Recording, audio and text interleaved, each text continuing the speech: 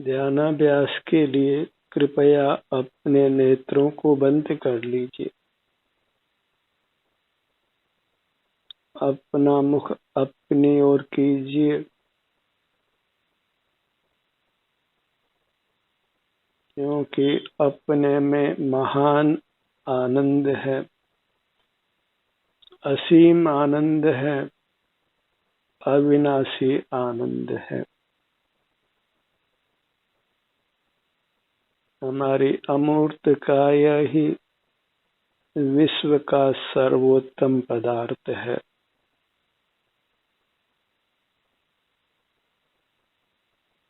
अमूल्य पदार्थ है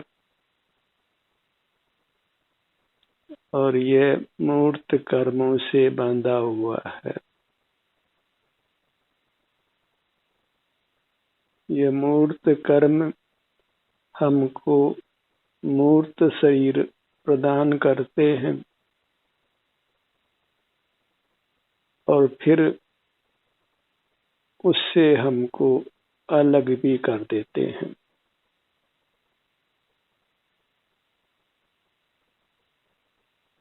मूर्त इंद्रियां प्रदान करते हैं, मन प्रदान करते हैं, मस्तिष्क प्रदान करते हैं,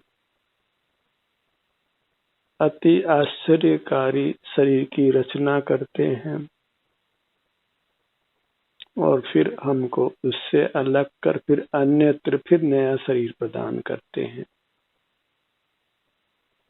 अचेतन होने पर भी इसकी अद्भुत सामर्थ्य है। इसलिए अचेतन कर्म को बलवान कहा जाता है। शास्त्रीय भाषा में इसको विधि या विधाता भी कहते हैं, जो हमारे जीवन का निर्माण करता है अचेतन होने पर भी। हमें विषय सुख प्रदान करता है और नाना दुख भी प्रदान करता है। ज्ञान करने की सामर्थ्य भी ये हमें प्रदान करता है। ज्ञान करने के उपकरण इंद्रियां, मन, मस्तिष्क इस अचेतन कर्म के द्वारा ही हमें प्रदान किए जाते हैं और उनका उपयोग करके हम कर्मों से बंधे ही रहते हैं, कभी मुक्त नहीं हो पाते। मनुष्य भले ही कितना ही अहंकार करे ज्ञान का, जो कि इस मूर्त कर्म के द्वारा ही प्रदत्त किया हुआ है। इंद्रियां, मन, मस्तिष्क उसी की रचना है जिसके माध्यम से हम ज्ञान करते हैं।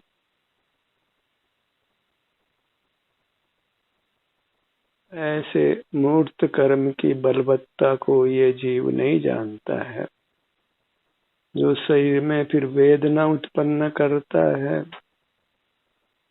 हमारे प्राण हर लेता है। मन जो शरीर उसने प्राप्त कराया है वो छीन लेता है। हमें अपने बंधन में रखता है। भूख, प्यास, सर्दी, गर्मी आदि दुखों को भोगना पड़ता है। ऐसे इस बलवान अचेतन कर्म से हमें ध्यानाभ्यास के द्वारा मुक्त होना है। ज्ञान तो इस मूर्त कर्म की कृपा से मिलता है, तो उस कृपा का तिरस्कार कीजिए। कुछ भी ज्ञान नहीं करना है, बस अंतर्मुख रहकर अपने से युक्त रहकर हमें इस बलवान कर्म को पराजित करना है, ताकि यह हमें नाना प्रकार के शरीर प्रदान नहीं करे। जन्म देता है और फिर मारता है, शरीर में नाना प्रकार की वेदना उत्पन्न करता है। जीने के लिए भोजन, पानी, वस्त्र आदि, मकान आदि और नाना पदार्थों को जुटाना पड़ता है। ऐसा हमको मूर्त शरीर मूर्त कर्म के द्वारा जो प्रदत्त किया हुआ है वह नहीं चाहिए। उसके द्वारा प्रदत्त ज्ञान भी किसी प्रकार का नहीं चाहिए। जब हम मूर्त कर्मों से अपने को छुड़ा लेते हैं तो जो हमारा स्वाधीन स्वभाव सुख है वह हमें प्राप्त हो जाता है। तो ज्ञान करने की बजाय क्यों, क्या, कब, कैसे ऐसे प्रश्न करने के बजाय अंतर्दृष्टि कर अपने से युक्त रहकर पहले अपने को कर्मों से मुक्त करिए। अपने को कर्म की बाधाओं से, जन्म मरण वेदना क्षुधा त्रासा नाना प्रकार के दुखों से, बंधन से मुक्त करिए और फिर आप अपने स्वाभाविक सुख को पा लेते हैं और फिर कुछ भी जानने की इच्छा आपको नहीं रहेगी। क्यों, क्या, कब, कैसे, इन सब समाधानों की आपको आवश्यकता ही नहीं होगी, क्योंकि ये प्रश्न इतने हैं कि उनके उत्तर आप कभी पा ही नहीं सकेंगे। एक प्रश्न का समाधान पाएंगे और अनेकों प्रश्न खड़े हो जाएंगे। ये सब कुछ मेंढक तोड़ने जैसा ही प्रयत्न होगा। आपकी शंकाएं कभी भी समाधान को प्राप्त नहीं होगी। समाधान ढूंढना बंद करिए। शंका जो भी खड़ी है उसको वहां का वहीं रहने दीजिए। उसका समाधान ढूंढने का प्रयत्न मत करिए। तुम तो ये मूर्त शरीर प्रदान करता है और फिर छीन लेता है, ऐसे अचेतन कर्म को पराजित करने की कोशिश कीजिए ध्यानाभ्यास के द्वारा। अपने से युक्त रहकर सुख को प्राप्त करिए और ज्ञान करने की इच्छा को विराम दीजिए। क्यों, ज्ञान करने की इच्छा कभी पूरी नहीं होगी और पूरी करते करते जीवन समाप्त हो जाएगा, लेकिन ज्ञान इच्छा आज तक तो अनंत काल में समाप्त हुई नहीं है और कभी किसी की होने वाली भी नहीं है। जो ज्ञान से विरक्त होकर अपने सुख के पाने का ही प्रयत्न करता है वह परमात्मा हो जाता है, और जो ज्ञान ही करना चाहता है, प्रश्नों के जवाब ही चाहता है, रहस्यों को ही पाना चाहता है, वह फिर सुख को नहीं पा सकता है। वह कर्मों को पराजित नहीं कर सकता है, जन्म मरण से मुक्त नहीं हो सकता है, क्योंकि जीतना तो ज्ञान को ही है। ज्ञान सकल ही इंद्रियों के माध्यम से होने से इंद्रिय ज्ञान है। उसका निरोध करके ही तो जीव परमात्मा होता है। तो ज्ञान की शुद्धा है, उसकी पूर्ति मत करिए। उसी का नाम यथार्थ उपवास है। ज्ञान इच्छा को पूर्ण नहीं करना। जैसे शुद्धा की इच्छा को उपवास करके हम भोजन नहीं करते हैं, ऐसा तो हमने बहुत बार किया है। कोई 10 दिन के उपवास करता है, कोई 3 दिन के करता है, कोई 1 दिन के करता है, कोई 6 महीने के करता है। ऐसा तो अनेकों बार किया है भोजन का निरोध। पर निरोध तो असल में अपने ज्ञान इच्छा का है। भोजन की इच्छा का निरोध करने से काम नहीं बनता है। पशु पक्षी कितने ही निराहार रहते हैं, भोजन नहीं मिलता है तो कोई मोक्ष नहीं हो जाता है। तो शुद्धा की पूर्ति नहीं करने से मोक्ष नहीं होता है। भोजन नहीं करने के प्रयत्न में तो कई बार असमय में मरण भी हो जाता है। पर यदि आप ज्ञान इच्छा की पूर्ति नहीं करते हैं, ज्ञान की निरोध रूप उपवास करते हैं, तो फिर निश्चित ही आप परमात्मा हो जाते हैं। तो ज्ञान के निरोध से जीव अपने में वास करता है, निवास करता है, वही वास्तविक उपवास है। और वह उपवास तो मानो खो गया है और भोजन निवृत्ति को ही, भोजन नहीं ग्रहण करने को ही उपवास मान लिया गया है। क्योंकि ज्ञान का निरोध करने रूप उपवास वह तो वीरों का काम है और कोई वीर दिखाई देता नहीं है। सब के सब बहिर्मुख रहकर ही धर्म करना चाहते हैं। इंद्रिय ज्ञान को जीतने वाला कोई सूरवीर पैदा होता दिखाई नहीं देता है। सब के सब कायर और बुजदिल दिखते हैं, जिन पर कर्म एक छत्र राज्य करता है। उनको नाना प्रकार के शरीर प्राप्त कराकर नाना प्रकार के कष्ट देकर फिर मार देता है। तो उस कर्म पर विजय पाने का एक ही तरीका है कि जो मूर्त शरीर यह प्रदान करता है उसका उपयोग बंद करिए। जैसे चाइना पर विजय पाने के लिए एक तरीका यह इस्तेमाल किया गया कि उनके द्वारा प्रदत्त सामग्री को आयात नहीं करना है।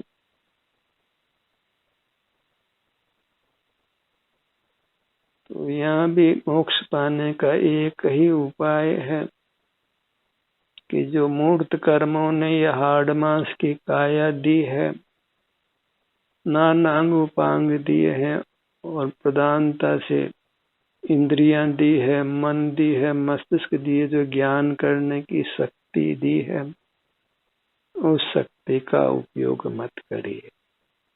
जो हाथ पांव काम करने को दिए हैं उसका भी उपयोग यथासंभव मत करिए।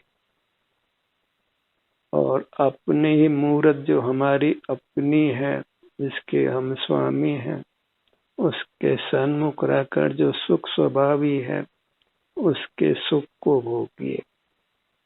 उसके सन्मुख होने वाली शांति को भोगिए, जो अतीन्द्रिय है, जो स्वाधीन है।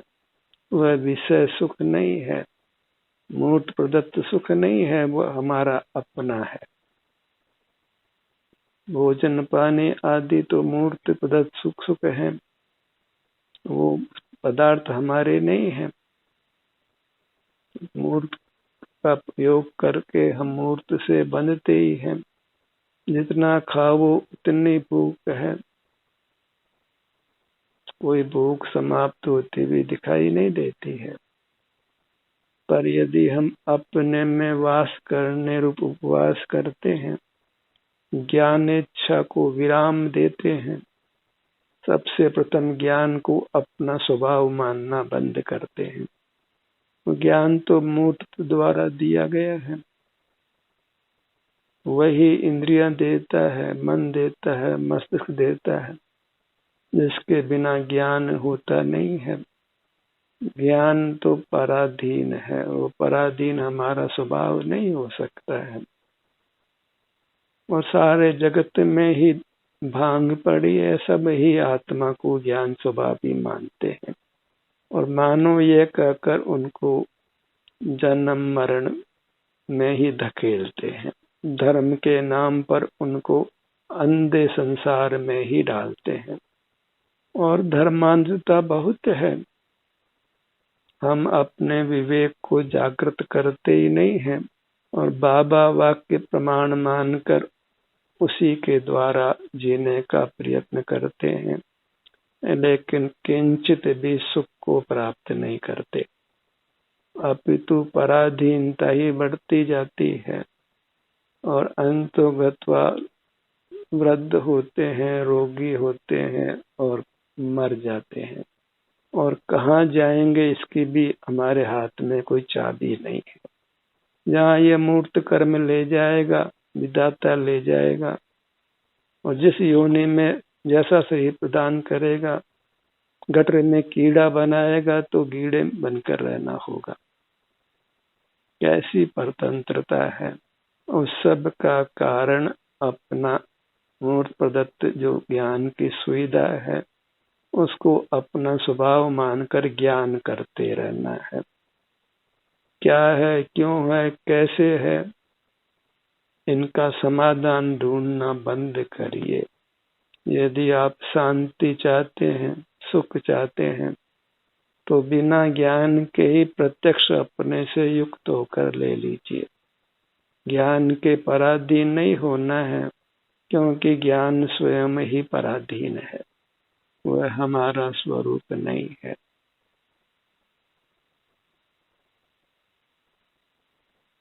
हमने कंप्यूटर बनाया, मोबाइल बनाया और वायुयान बनाया, रॉकेट बनाया, पर भैया ये कौन स्वाधीन शक्ति से बनाया है?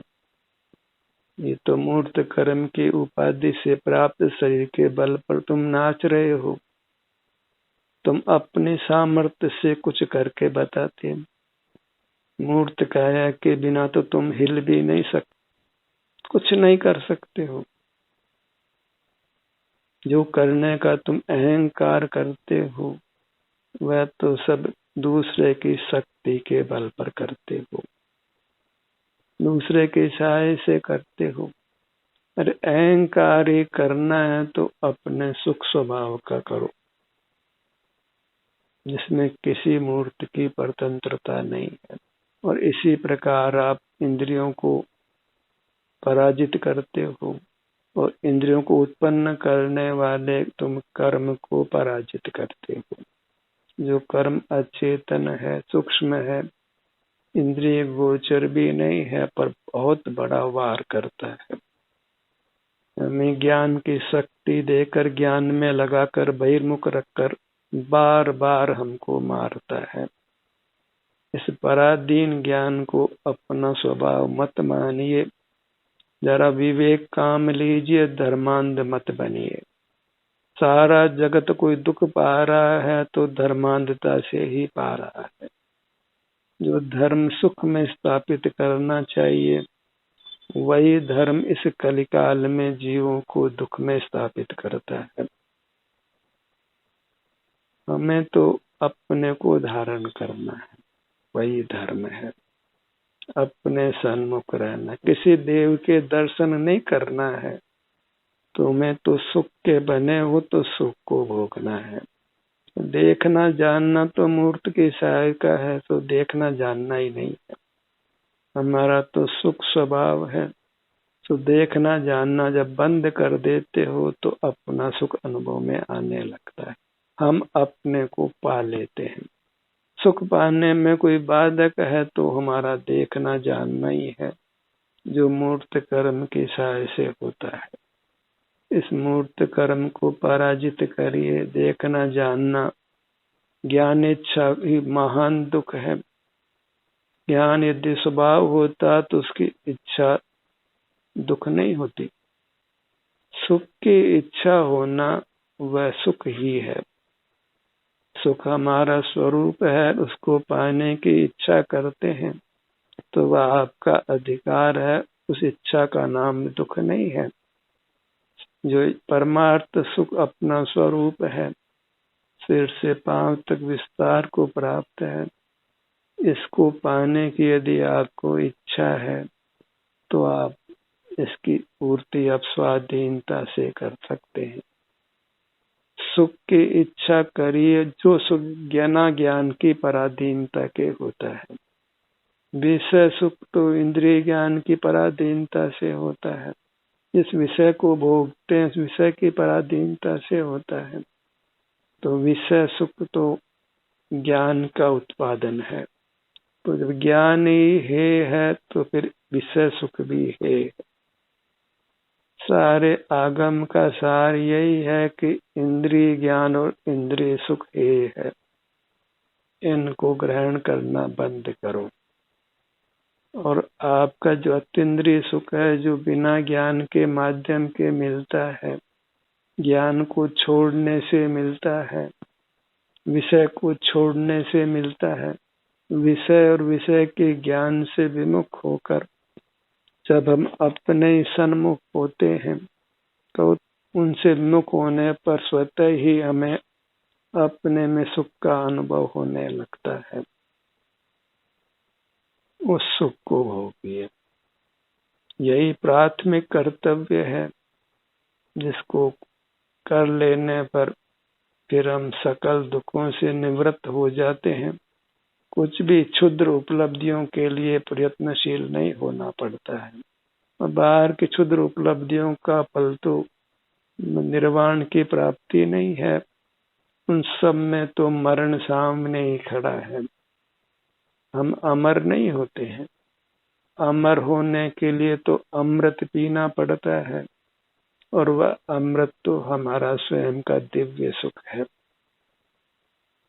अपने सुख का ही अनुभव करके सिर से पांव तक जो विस्तार को प्राप्त है, इसी सुख को जब भोगते हैं तो वही अमृत है, और हम अमर हो जाते हैं। अमृत शब्द है, पर बाहर तो पुद्गल कोई अमृत में नहीं है। कोई भले किसी भी पदार्थ को अमृत रूप कहे, कोई शहद को कहे, कोई चीनी को कहे, कोई, वो सब तो कोरा भ्रम है।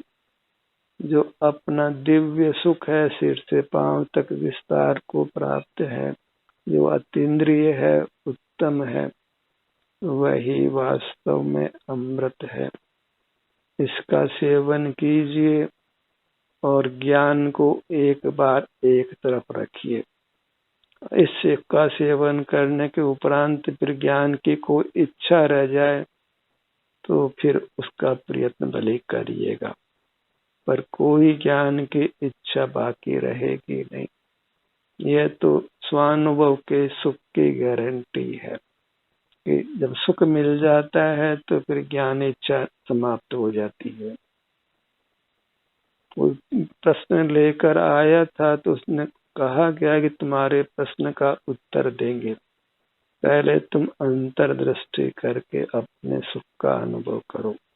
और जब वह सुख का अनुभव उसको हुआ और पूर्ण हो गया, तब उसको कहा गया कि अब पूछो तुम्हें क्या जानना है। तो अब उसको ये सुनने का भी अवकाश नहीं है, वह तो अपने सुख में संलग्न हो गया।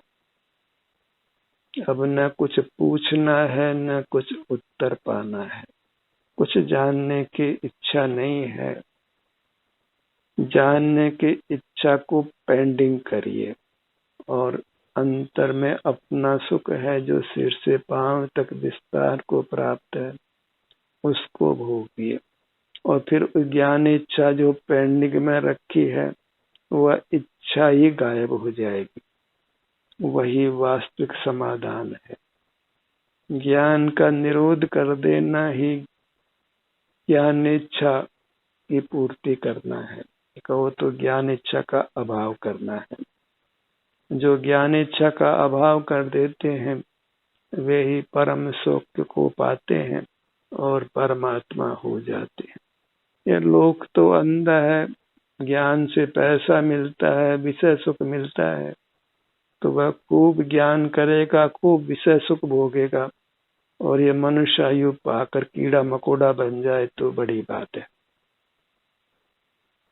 अन्यथा तो एक इंद्रिय में पैदा होता है, वनस्पति बनकर ठूंठ की तरह खड़ा रहता है, मूर्छा में रहता है, और वहां से निकलना भी फिर मुश्किल होता है।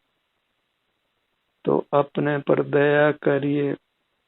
ज्ञान इच्छा धन इच्छा को पाने की बजाय सुख इच्छा पैदा करके, जो विषय सुख नहीं है, अतीन्द्रिय सुख है, बिना इंद्रिय ज्ञान के उपलब्ध होता है, बिना मन मस्तिष्क के उपलब्ध होता है, उसको सिर से पांव तक इतने विस्तार को प्राप्त है। और यह मैं हूँ ऐसी प्रतीति भी हमको है। तो बस जो मैं हूँ, उस मैं हूँ को ही पकड़ लीजिए। यह मैं हूँ, इदम अहम अस्मि, और अहम ब्रह्मास्मि। और ब्रह्मा आनंद को कहते हैं। ब्रह्मा का रूप आनंद है। तो बस यह मैं हूँ, इदम अहम अस्मि, और मैं ब्रह्मा हूँ, माने मैं आनंद हूँ, मैं सुख स्वरूप हूँ। सुख स्वरूप हो हम इतना ही जपिए और उस सुख को भोगिए। मैं आनंद भोजी हूँ, इतना मात्र ही मेरा स्वरूप है। इससे आगे बढ़ोगे तो अथाह संसार है। इससे आगे हम नहीं है, हमारा स्वरूप नहीं है, वहाँ सब मूर्त कर्म का साम्राज्य है, विधाता का साम्राज्य है, यमराज का ही साम्राज्य है। उस सूक्ष्म मूर्त कर्म का ही दूसरा नाम यमराज है। इसको विधाता कहिए, यमराज कहिए। इससे भय खाकर सकल मूर्त को छोड़ दीजिए, अन्यथा तो ये आपको दंडित करता ही रहेगा। और मूर्त पदार्थों को छोड़ने का एक ही तरीका है कि ज्ञान इच्छा को विराम दीजिए। और सुख इच्छा जो विषय सुख रूप नहीं है, अतीन्द्रिय सुख रूप है, स्वयं को ही पाना है, वही सुख को पाना है, तो अंतर्दृष्टि करके स्वयं को पा लीजिए और स्वयं को ही पाते रहिए। जहाँ फिर पूर्ण विश्राम है, कोई तनाव नहीं है, किंचित भी राग द्वेष नहीं है। राग द्वेष नहीं है तो फिर क्षुधा त्रसा भी नहीं है, निद्रा भी नहीं है, सर्दी गर्मी भी नहीं, कोई शरीर में वेदना भी नहीं है, और फिर जन्म भी नहीं है। वहाँ फिर परमानंद और परमानंद है, वहाँ केवल परमात्म दशा है। वही मोक्ष की प्राप्ति है, वही परमात्मा का स्वरूप है।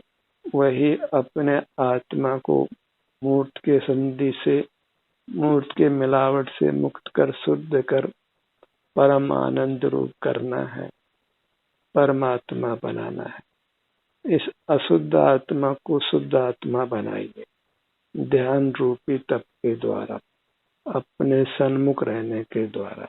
सिर से पांव तक यही क्रीड़ा करिए, विहार करिए, यही योग निद्रा का कर विश्राम को प्राप्त करिए। आपका आप अनुभव करके अत्यंत स्वाधीन होकर अतीन्द्रिय सुख को भोगते हुए जीवन यापन करिए और जन्म मरण से मुक्त होकर परमात्म पद को प्राप्त कर अविनाशी सुख को भोगिए। ध्यान का सत्र यही समाप्त होता है। आपकी सहभागिता के लिए धन्यवाद।